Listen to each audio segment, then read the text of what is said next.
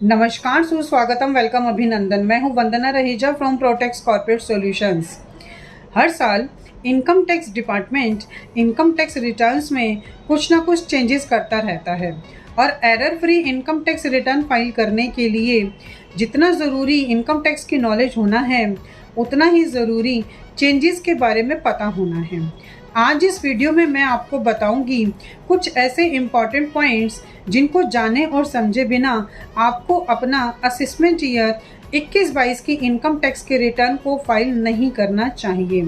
और साथ ही आज इस वीडियो में मैं आपको बताऊंगी कि आपको अपना असेसमेंट ईयर 21-22 की इनकम टैक्स की रिटर्न कब फाइल करनी चाहिए। सबसे पहले दोस्तों, अगर आपने अभी तक मेरे चैनल को सब्सक्राइब नहीं किया है तो आप उसे अभी सब्सक्राइब कर दीजिए और हाँ, मेरी वीडियो को लाइक और शेयर करना मत भूलिएगा, क्योंकि इससे मुझे मोटिवेशन मिलता है आपके लिए ऐसी वीडियोस को आगे लाने के लिए। तो दोस्तों, वीडियो स्टार्ट करते हैं। सबसे पहले हम फर्स्ट पॉइंट के बारे में बात करते हैं जिसको आपको याद रखना है। वो है old income tax regime versus new income tax regime. Assessment year 21-22 से इनकम टैक्स डिपार्टमेंट ने लॉन्च किया है न्यू इनकम टैक्स रिजीम, जो इंडिविजुअली टैक्स पेयर्स के लिए ऑप्शनल है। मीन्स आपके पास ऑप्शन है न्यू टैक्स रिजीम या ओल्ड टैक्स रिजीम। जो भी टैक्स रिजीम आपके लिए सूटेबल है आप उसको चूज कर सकते हैं। न्यू इनकम टैक्स रिजीम में इनकम टैक्स स्लैब रेट्स तो काफ़ी कम हैं, लेकिन उसके बदले में आपको काफ़ी सारे डिडक्शंस और एग्जेम्पशंस का बेनिफिट नहीं मिल पाएगा। और अगर हम बात करें ओल्ड इनकम टैक्स रिजीम की, तो उसमें इनकम टैक्स का स्लैब रेट्स तो ज़्यादा हैं, लेकिन साथ ही उसमें एग्जेम्पशंस और डिडक्शंस भी अवेलेबल हैं।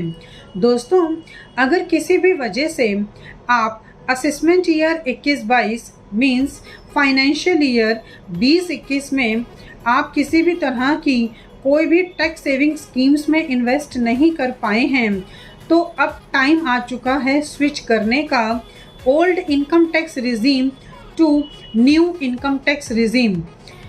अब आप खुद कैलकुलेट कर सकते हैं कि आपके लिए कौन सा टैक्स रिजीम बेनिफिशियल है और आप उसी में ही कंटिन्यू कर सकते हैं। दोस्तों, old income tax regime versus new income tax regime का जो डिसीजन है बिजनेस ओनर्स के लिए काफ़ी इम्पॉर्टेंट है। ये उनके लिए वन टाइम ऑप्शन है और जो भी वो टैक्स रिजीम को चूज़ करेंगे आगे उसी रिजीम में उनको कंटिन्यू करना पड़ेगा, जबकि इंडिविजुअली टैक्स पेयर्स के लिए ये रिजीम ऑप्शनली हर साल अवेलेबल रहेगा। दोस्तों, अब दूसरे पॉइंट के बारे में बात करते हैं। हम अपना इनकम टैक्स कब पे करते हैं? हम अपना इनकम टैक्स तब पे करते हैं जब हम अपने इनकम टैक्स की रिटर्न फाइल करते हैं, राइट। तो नॉन ऑडिट के केसेस में इनकम टैक्स की रिटर्न फाइल करने की लास्ट डेट क्या है?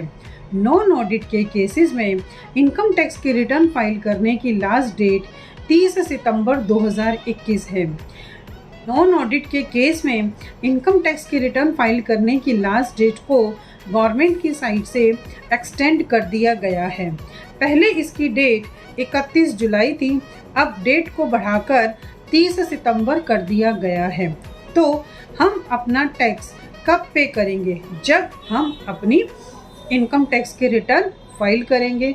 तो दोस्तों, मैं आपको बता दूं कि इनकम टैक्स की रिटर्न को फाइल करने की डेट को एक्सटेंड किया गया है, जबकि इनकम टैक्स की पेमेंट को पे करने की डेट को एक्सटेंड नहीं किया गया है।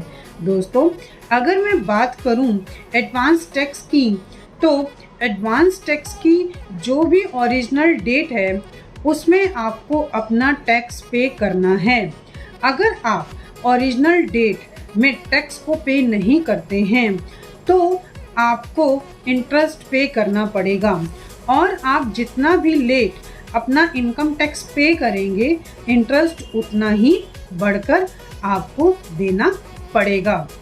तो दोस्तों, अब हम बात करते हैं दूसरी इम्पॉर्टेंट बात कि हमें अपनी असेसमेंट ईयर 21-22 की इनकम टैक्स के रिटर्न को कब फाइल करना चाहिए। दोस्तों, इनकम टैक्स के फॉर्म्स भी आ चुके हैं, वेबसाइट भी लॉन्च हो चुकी है और इनकम टैक्स की रिटर्न्स भी फाइल हो रही हैं। तो क्या हमें अपनी इनकम टैक्स के रिटर्न अभी फाइल कर देनी चाहिए? तो दोस्तों, मैं आपको क्लियरली ये सजेस्ट करूँगी कि आपको अपनी असेसमेंट ईयर 21-22 की रिटर्न 15 जुलाई से पहले फाइल नहीं करनी चाहिए। उसका रीज़न ये है कि इनकम टैक्स का ई फाइलिंग पोर्टल तो आ चुका है, लेकिन अभी वो प्रॉपरली वर्क नहीं कर रहा है।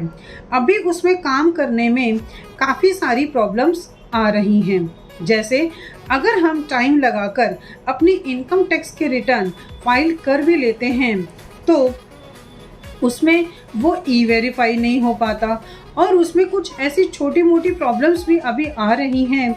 जैसे हम अभी इनकम टैक्स में पासवर्ड को रीसेट नहीं कर पा रहे, डीएसी को रजिस्टर्ड नहीं कर पा रहे हैं और जैसा कि मैंने आपको बताया कि जैसे तैसे करके हम टाइम लगाकर अपनी इनकम टैक्स की रिटर्न फाइल कर दें तो ई वेरीफाई नहीं हो पा रहा।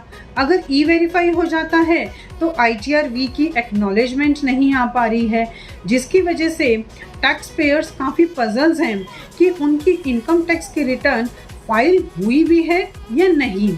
तो दोस्तों, मैं आपको ये सजेस्ट करूँगी कि आप अपनी इनकम टैक्स की रिटर्न 15 जुलाई से पहले फाइल ना करें।